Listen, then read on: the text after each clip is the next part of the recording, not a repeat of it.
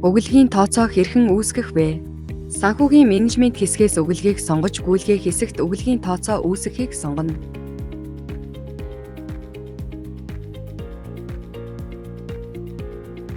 Нэмэх тэмдэг дээр даран бүртгэл хийх төлөвт шилжинэ.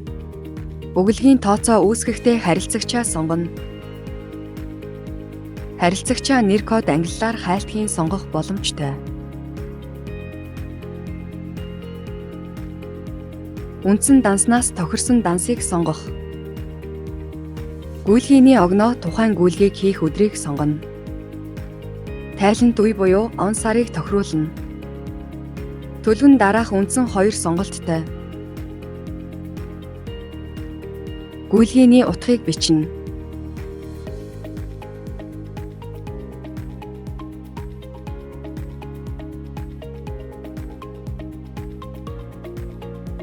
Харьцах дансаа сонгоно. Валют болон ханшин тухайн данс ямар валюттайгаас шалтгаалan шууд бөглөгдөнө.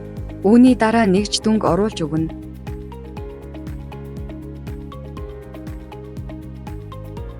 Хадгалах товчийг дарснаар амжилттай өгүүлгийн тооцоо үүснэ.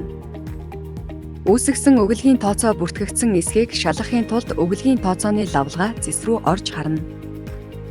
Харилцагчийн код болон гүйлгээний огноог сонгосноор хайлтгийн өгүүлгийн тооцооны дэлгэрэнгүй мэдээлэл харагдана.